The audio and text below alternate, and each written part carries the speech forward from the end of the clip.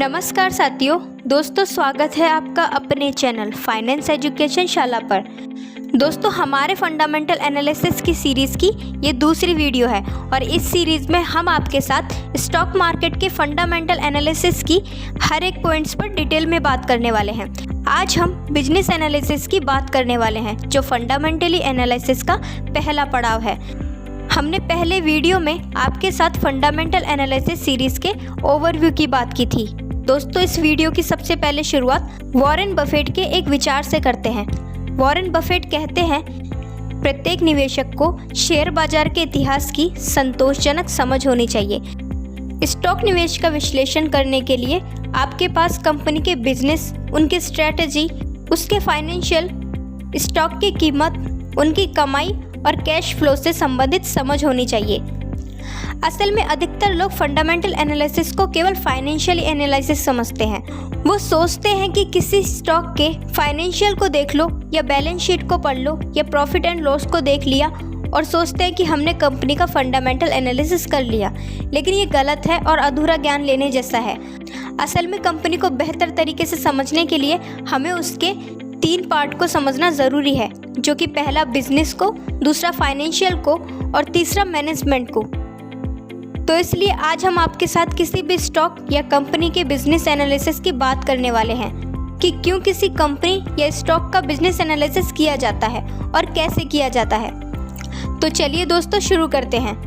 दोस्तों अगर आपको किसी भी कंपनी का बिजनेस एनालिसिस करना है तो उसका सबसे अच्छा सोर्स उस कंपनी की ऑफिशियल वेबसाइट होती है, जहां से आप उसका बिजनेस एनालिसिस कर सकते हैं। लेकिन हम आपको बताते हैं कि वेबसाइट में जाकर आपको क्या देखना है या किस चीज़ पर ध्यान देना होता है। हम आपको एक एग्जांपल से समझाते हैं।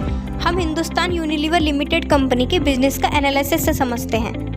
वैसे तो सभी जानते हैं कि हिंदुस्तान यूनिलीवर एक FMCG कंपनी है जो पर्सनल केयर और होम केयर जैसे प्रोडक्ट बनाती है, लेकिन अगर हम इसे और डिटेल में समझना चाहते हैं तो वेबसाइट को देख सकते हैं, जिसे हम नॉर्मली गूगल पर सर्च कर सकते हैं, जहां पर एक ऑप्शन होता है अबाउट अस, जहां कंपनी अपने बारे में सभी तरह की जानकारी देकर रखती है कि वह क्या करती है, कैसे करती है, सब कुछ। इसके अलावा एक और ऑप्शन होता है ओवर ब्रांड्स के नाम से, जहां कंपनी अपने सभी ब्रांड्स बताती है कि उसके कौन कौन से ब्रांड्स हैं और वह किस में डील करती है। अब हिंदुस्तान यूनिलीवर के बहुत से प्रोडक्ट हैं, जैसे Dove, boost, Horlicks, lux, life boy, किसान, क्लोजअप, पेप्सोडेंट और भी बहुत से। तो असल में आप इस तरह उसके प्रोडक्ट से जान सकते हो कि कंपनी किन किन प्रोडक्ट में डील करती है और किन किन प्रोडक्ट में बिजनेस करती है, जो आपको उसके बिजनेस को समझने में आसानी पैदा करता है। लेकिन दोस्तों केवल प्रोडक्ट को देख लेना या उसके ब्रांड्स को देख लेना या कंपनी की वेबसाइट से उसकी जानकारी ले लेना उसका बिजनेस एनालिसिस नहीं कह सकते। कंपनी के प्रोडक्ट को जानना ज़रूरी है, उसके साथ साथ उसके सेक्टर को भी जानना ज़रूरी है और उस सेक्टर या उद्योग के क्या जोखिम हो सकते हैं, क्या हानियाँ हो सकती है, कंपनी के सेक्टर पर इकोनॉमी का क्या असर पड़ सकता है, सरकार की पॉलिसी का कंपनी के बिजनेस और सेक्टर पर क्या असर पड़ सकता है, इसको भी जानना ज़रूरी है। अब इसे भी एक एग्जाम्पल से समझते हैं। अब हम ITC लिमिटेड के एग्जाम्पल से समझते हैं। ITC कंपनी सिगरेट बनाने वाली कंपनी है, जिसका 40% रिवेन्यू सिगरेट सेगमेंट से ही आता है। असल में इसे FMCG कंपनी भी मानते हैं, लेकिन इसका कोर बिजनेस सिगरेट का ही है, जहां सबसे ज़्यादा रिवेन्यू सिगरेट सेक्टर से ही आता है। तो अगर इस सेगमेंट या सिगरेट या तंबाकू पर सरकार की पॉलिसी बदलती है या ज़्यादा टैक्स के दायरे में आता है, जैसा कि पिछले साल भी हुआ था, जिसका इसके बिजनेस पर सीधा असर इसके प्रॉफिट पर देखने को मिला, जहां रेवेन्यू में तो बढ़ोतरी हुई लेकिन प्रॉफिट में अनुमान के मुताबिक कम बढ़ोतरी हुई। सरकार की पॉलिसी सिगरेट और तंबाकू पर थोड़ी स्ट्रिक्ट हुई है, जो इसके लिए एक जोखिम बनकर सामने आई है। अभी फिलहाल में जैसे कोरोना आया, वैसे कोरोना से हर सेक्टर पर नेगेटिव असर हुआ, लेकिन एक सेक्टर जो कि बैंकिंग सेक्टर है, उस पर इकोनॉमिक का असर देखने को मिला, जो उसके लिए एक जोखिम साबित हुआ। इसी तरह airline, travelling, important export, auto sector जैसे कई सेक्टर पर इकोनॉमी का बहुत ज़्यादा असर देखने को मिला। इसी तरह हर बिजनेस के लिए अलग तरह का जोखिम हो सकता है, इसलिए बिजनेस एनालिसिस में हमें बिजनेस के जोखिम पर भी ध्यान देना ज़रूरी है उसके सेक्टर को कौन कौन से जोखिम हो सकते हैं उस पर भी ध्यान देना ज़रूरी है। इसके बाद हमें कंपनी और सेक्टर के बिजनेस के भविष्य को भी समझना होता है। जैसे मान लीजिए आप आज से 20 या 30 साल पहले एक टेलीफोन बनाने वाली किसी कंपनी में 30 साल के लिए निवेश करते तो आज के समय में उसका सारा निवेश गायब हो जाता।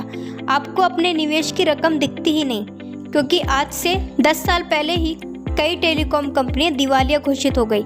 और वहीं अगर आप एप्पल जैसी कंपनी में निवेश करते जो कि मोबाइल फ़ोन और इनोवेशन पर सबसे पहले फोकस करती है, तो शायद आप आज करोड़पति हो सकते थे। इसीलिए फ्यूचर प्रोस्पेक्ट को जरूर ध्यान में रखकर निवेश करें। यह भी बिजनेस में एनालिसिस में काम आता है। हमें इसके साथ साथ कंपनी के कंपटीशन को भी देखना ज़रूरी होता है। कौन सी कंपनी उसकी कॉम्पिटिटर है और वह कैसे अपने बिजनेस को रन कर रही है और यह कंपनी कैसे अपने बिजनेस को चला रही है। हमें यह भी देखना होता है कि उस कंपनी के सेक्टर में एंट्री एंड एग्जिट कैसा है। मतलब कि किसी कंपनी की कॉम्पिटिटर कंपनियां आसानी से फ्री में एंट्री कर सकती है या नहीं, जैसे कि आईटी सेक्टर में है जहां कोई भी कंपनी बहुत आसानी से प्रवेश कर सकती है और बाकी अन्य कंपनियों के लिए कंपटीशन पैदा कर सकती है। वैसे और भी सेक्टर हैं जहां कोई भी एंट्री कर सकता है, लेकिन कुछ कंपनियां होती है जिसकी मार्केट में मोनोपोली होती है, जहां एंट्री कर पाना मुश्किल होता है। तो ऐसे पॉइंट होते हैं जिससे हमें बिजनेस एनालिसिस करने में ध्यान देना ज़रूरी है। हर कंपनी का बिजनेस करने का अलग तरीका होता है, तो इसलिए हमें उन कंपनियों के बिजनेस एनालिसिस करना ज़रूरी है। आगे हम आपके साथ फाइनेंशियल एनालिसिस के पार्ट्स को समझेंगे और step by step fundamental analysis को सीखते चलेंगे। फाइनेंशियल एनालिसिस में बहुत सारे पॉइंट हैं, लेकिन हम उन पर ध्यान देंगे जो सबसे ज़्यादा ज़रूरी है। बॉक्सिंग चैंपियन मोहम्मद अली कहते हैं, आपके जो घूंसे निशाने पर नहीं लगते वही आपको सबसे ज़्यादा थकाते हैं। तो इसीलिए हम भी केवल ज़रूरी पॉइंट को ही ज़्यादा ध्यान से देखेंगे। हमें फिजूल की चीज़ों में खुद को थकाना नहीं है। तो उम्मीद है दोस्तों आपको वीडियो पसंद आई होगी और वीडियो आपके लिए यूज़फुल भी रही होगी। तो प्लीज़ चैनल को ज़रूर सब्सक्राइब कीजिएगा और वीडियो को लाइक और कमेंट करके बताइएगा कि आपको वीडियो कैसी लगी। तो दोस्तों मिलते हैं अगली वीडियो में, तब तक के लिए बाय बाय।